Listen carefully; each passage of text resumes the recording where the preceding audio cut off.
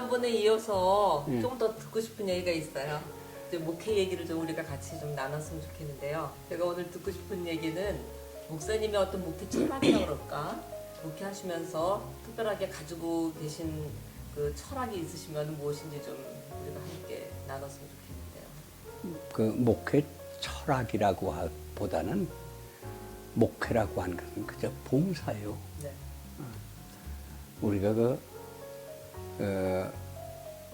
어떤 경우에는 영도자가 되려고 하는데 네. 나도 그런 생각을 했던 게 있죠. 근데 영도자가 돼서는 교회가 분쟁이 생겨요. 근데 그저 봉사를 하려고 하고 조금 교인들보다 모르는 것이 나아요.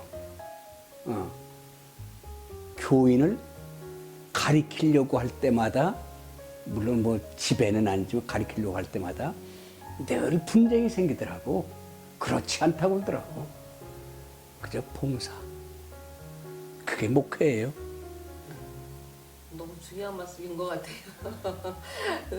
요즘 보면은 이제 글쎄 잘 모르겠는데요. 이제 뭐 큰 교회 목사님들도 보고 뭐 작은 교회 목사님들도 보는데 그 목사님들이 군림하려고 하는 그런 그렇죠. 모습들이 이제 보여질 때가 예, 있어요. 예, 예. 그 우리가 목회라 그러면은 참 이렇게 종의 사명을 감당해야 되는 거잖아요. 종되는 예. 모습으로. 그러니까 예. 우리도 이제 우리가 서번트 리더십이라고 하는 거에서 예. 가장 강조하는 부분이 이제 우리가 좀 낮아져서 섬기는 거. 그것이 바로 바른 그런 목회자의 삶이라고 생각을 하고 교회들도 마찬가지로 좀 섬기는 교회로 바꿔나갔으면 참 좋겠다는 생각을 하게 돼요. 이상입니다. 그게 이제 이상인데, 교회가 세상 지배 못해요. 교회는 세상에 봉사해야 되고, 더구나 목회자는, 나도 어떤 때는 위대한 영도자를 많이 부르짖어 봤다고. 근데 나를 따라오라 그래서는 안 따라와요. 내가 그저 봉사해야 돼.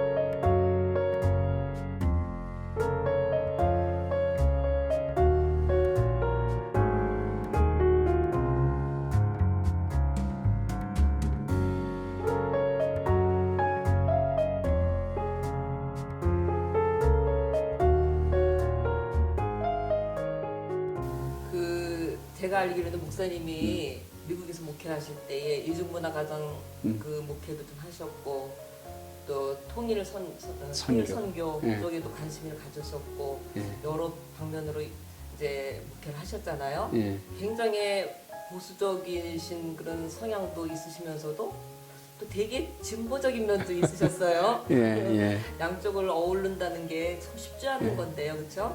중간적인 뭐 역할 하면은 이쪽 저쪽에서 그냥 어떤 경우에는 당하는 경우가 참 많이 그래, 있기도 예. 해요. 근데 목사님의 그런 그 목회하는 중에 이중문화 목회라든지 아니면 통일 선교에 대한 그 어떠한 그 꿈을 가지시고 이것을 하셨으리라고 생각하는데 그걸 조금 들어볼 수 있을까요? 그 특별한 꿈이라기보다 목회자의 기본 태도가 섬김이란 말이에요. 네. 그러니까 이중문화가정 그 국제교류 하는 이들은 늘 미국서 보면 외로움을 느껴요. 네. 그래서 그이들끼리 단결해요. 네. 근데 그이들끼리 있으면 늘 싸워요. 그거를 목회자가 그들을 섬기려고 하면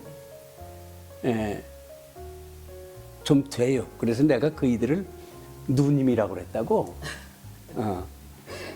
누님이라고 그랬더니 어떤 분들이 그렇게 하면 목사의 뭐 권위가 뭐 되느냐 그래서 아니 목사는 섬기는 거니까 그죠?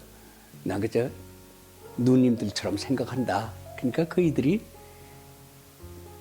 내가 생각하기엔 아주 정말 가족처럼 지냈어. 그래서 어쩌면 이 표현 좀 미안하지만 제일 좋은 걸 알죠. 그 이중문화 가정 저희도 목회해봤어. 예. 좀 알아요. 예. 또 언니들이 또 있잖아요. 예, 그죠? 있죠. 언니가 있죠. 네네. 근데 목사님 그때 연세가 몇 살인데 다들 그냥 목사님보다 연세가 많으셨나 봐요. 누님이라고 그럴 정도. 아니, 나보다 어리죠. 어려도 그저 다 그래 다 누님. 누님이라고. 이거 우리가 식당에 가면은 이모 그런 거 그렇지. 목사님도 그냥 누구나 보면 누님 예. 그렇게 하셨군요. 그 은퇴 후에 제일 힘들었던 게 그 이게 목회할 때 가졌었던 그런 영적인 그런 영성 생활 예. 그거를 지속적으로 이렇게 은퇴 후에도 내가 혼자 그 영성을 계속 지속해 나간다는 게 참 도전도 되고 어려움도 어떨 때는 있고 그런 게 있는데 목사님은 어떤 그러니까 영성 생활을 어떻게 지속하시고 계세요? 영상 생활은 말하자면 읽는 거고 공부를 해야 돼 계속해서. 네. 내게는 남들의 설교도 많이 읽어요. 하지만 그 독서 또 그 목회할 때는 바빠서 못하던 그 독서를 할 수 있어서 좋아요. 이제 내가 세상을 좀 보기 시작하고. 네. 예. 근데 원래 목사님 별명이 제가 얼핏 듣기는 키에로케고르. 킬케고르? 네. 킬케고르는 네. 그 왜 킬케고르가 됐냐면 네. 그 신학교를 다닐 때 이게 김영석 교수가 최초로 킬케고르를 소개했어 한국에. 네. 예. 그럴 때 나도 듣고서 난 그 킬케고르 그 강의를 듣고 곧 와서 책을 샀다고. 그 책 산 거 한번 얘기합시다. 네. 내가 겨울 방학에 집에를 안 가고 서울에 있어서 한 달 먹을 돈을 준비했어. 근데 그걸 가지고 가다 보니까 서양 철학사하고 킬케고르 책이 있더라고. 네.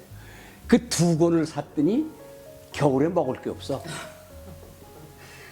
야, 그래서 와서 신학교 기숙사에 들어가서 김치를 꺼내다 먹었다고. 식모 그 어머니들이 여기 도둑놈이 들어왔다, 도둑놈이 들어왔다. 그래 내가 가니까. 네. 그래서 내가 그 도둑 잡으려고 그러니까 누구야? 그래서 나지 나야. 내가 여기를 누가 와서 그걸 못 갔어? 나야. 근데 미안하지만 남배 포기 더 먹어야 되겠어. 더 훔쳐가야 될 테니까 그리 알아. 그러니까 어휴 저 엉뚱한 얘기한다 그래. 나는 허가냈으니까 이거 먹어야 돼요. 언제라도 먹을 거 뭐 내가 미리 먹으면 안 되나? 그러고 내가 많이 갖다 먹었죠. 네. 하여튼 목사님 굉장히 학구적이시고 항상 손에서 책을 놓지 않으시고 공부하시는 목사님으로 제가 알고 있는데 정말 그 모든 것들이 다 머릿속에 다 들어가 있겠죠. 그게 공부를 못하니까 책을 가졌지. 정말 공부 잘하면 그걸 왜 그렇게 들고 다니겠어? 난 공부를 못하니까 네. 어떻게 나는 남보다 지성도 약하고 공부를 못해. 그러니까 난 그저 노력이라도 해야 돼. 그래서 네. 아유, 겸손의 말씀이신 것 같습니다.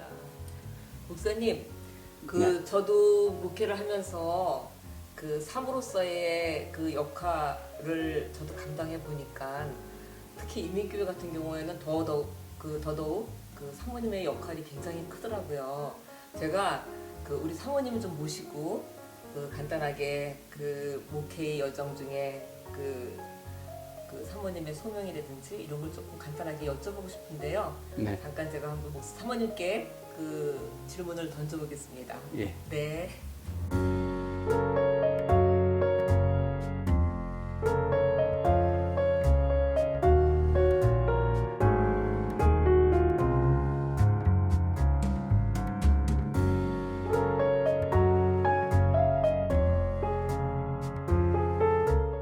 사모님이 목회하시면서 좀 보람된 일도 많이 겪으셨겠고 또 때로는 아주 어려운 일도 많이 당하셨고 그렇게 그 목회를 하셨을 텐데 그 내주하신 사모님으로서 좀 한번 얘기를 좀 나눠주시면은 어떨까요? 네, 저희 목회 생활 50년 정도 했는데 저는 한 3년, 그러니까 나중에 결혼했기 때문에. 근데 그때 내가 목회하기 위해서 사모가 될 사람은 교인들을 유리비를 다루듯이 다뤄야 된다. 네. 그 말씀이 머리에 인풋이 돼가지고 그 말씀을 가지고 살았어요. 유리비를 다루듯이 살라고 하는 말씀이 내 생활을 지배했거든요. 네. 근데 미국 가서 아무것도 한국에서는 일을 해보지 못했어요. 네. 교회를 위해서 못했는데 갑자기 네. 주보를 만들어야 되는데 그게 내 몫이 됐어요. 목사님의 설교 준비해야 네. 되고 네. 그건 내가 어쩔 수 없이 맡아야 되니까 아무튼 밤중 한밤을 새면서 그 주보를 만들었어요. 목치를 하면서 그때는 네. 그렇게 했잖아요. 맞아요. 예. 그래서 그 이튿날 이제 주일날 이제 주보가 나가는데 교인들이 하나도 잘못된 게 발견이 되질 않아서 네. 그래서 패스가 됐죠. 어. 그 다음에는 또 컴퓨터가 나오기 시작했어요. 근데 그 설교를 타자를 하는데 뭐 한국에서는 내가 그런 거 전혀 안 했었잖아요. 근데 미국 가서 그것도 내 몫이 됐어요. 네. 그래서 그때서부터 목사님 그 설교문을 제가 타자를 해서 이제 교인들에게 내보내고 그런 일을 했고 또 그때 이제 초보 교회에 있었으니까 사람들이 한 40명 정도밖에 맨 처음에 안 모였었어요. 근데 그 사람들에게 우리 목사님이 음식을 해내라는 거예요. 설날인데. 그게 어떻게 해요? 그래서 그런 일을 해보지 않았었다가 큰 일을 하려니까 너무 힘들더라고. 그런데 그걸 혼자 다 감당했어요. 그랬더니 그렇게 교인들이 맛있었다고. 아주 통물을 해서 이제 김치를 담갔는데 그걸 써서 냈는데 그걸 먹으면서 이렇게 좋아하더라고요. 네. 그 다음에 또 교인들이 직원회를 하는데 목사님이 또 나한테 말 한마디도 안 하고 저녁 준비를 하라는 거예요. 그게 어떻게 해요? 된장찌개 끓여서 대접했죠. 네. 그랬더니 그걸 지금까지도 그 직원들이 기억하면서 사모님 그 된장찌개가 그렇게 맛있었다고 그런 얘기를 지금도 종종 듣고 있어요. 하여튼 그 사모님의 역할이 되게 커서 저도 참 그런 지금 사모님 얘기하는 거 보니까는 다 제가 겪었었던 얘기들을 또 이게 같이 공감을 하게 그렇죠. 되는데요.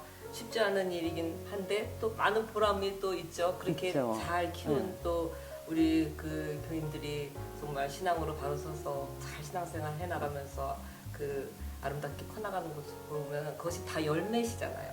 사모님의. 아유, 참 그 목사님이랑 너무 많이 수고하신 것 같아요. 네. 하여튼 감사합니다. 네. 감사합니다. 네.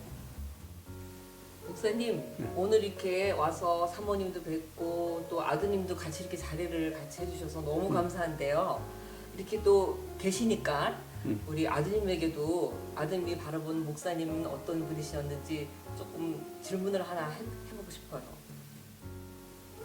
아드님이 너무 잘생기셨어요. 아유. 목사님을 닮으셨나 사모님을 닮으셨나 사모님 얼굴이 더 많이 보이는데 저는요.